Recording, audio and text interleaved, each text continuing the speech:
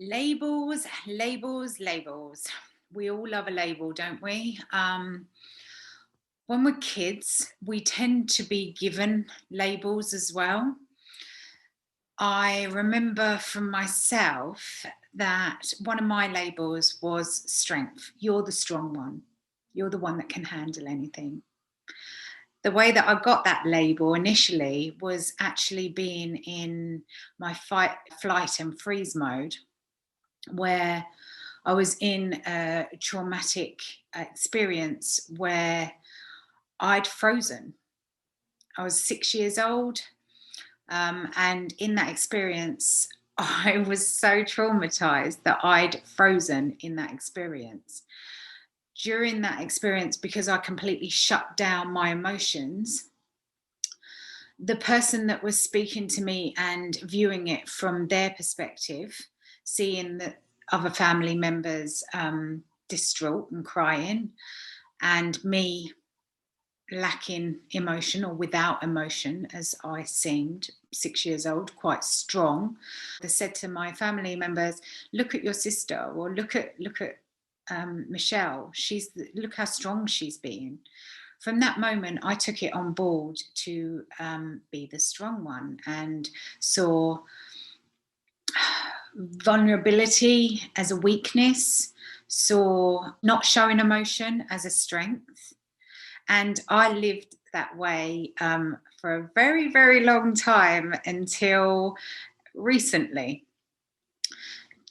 So, where do these labels come from? And do we really want to sit there and live with these labels for the rest of our lives? I don't think so. I didn't want to be classed as the strong one. In some senses, it has served me well because it's allowed me to get through things. But at the same time, it's made me suppress those emotions through an inability to be able to express them. And they've got to come out somehow. They're going to store there otherwise. And at some point, they've got to come out.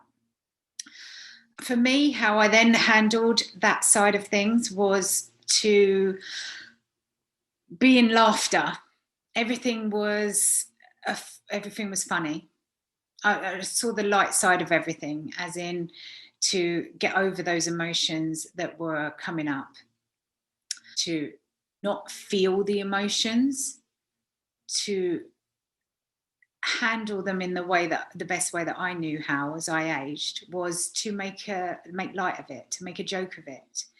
I would even laugh in inappropriate times during my heart operation, having the meetings with the surgeons and the cardiologists.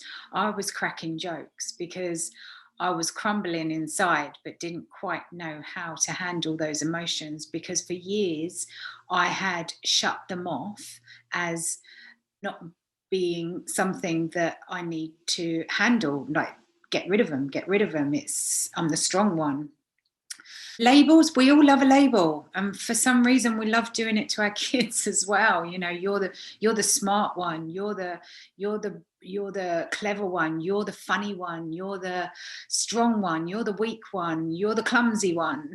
We tend to do this without even realizing it. A label's just a story. It's a story we told ourselves as children, that's how we're going to show up. But when we took on those stories, we were kids. We're now adults. So do those labels still serve you? Is that really your true, authentic self?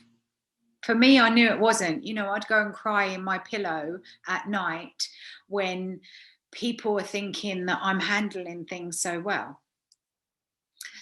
Even my family didn't really know that I might be crying in my pillow at night when I'm acting on the outside as if, yeah, I've got this isn't a problem, like making sure everyone else is okay, when really you're crumbling inside. Is that serving you, is what I'm asking. And as adults, is that something that is benefiting you, truly benefiting you? because what it did for me was to stop me being vulnerable. And that inability to be vulnerable made me not have the connection with people that I would have had if I would have actually shown them what I was really thinking and feeling. Notice what your labels were as a child and whether you still carry them into today, and are they benefiting you? If they're not, then change them. It's just a story. It's a story we made up. And if it's not serving you today, then you have the ability to change it.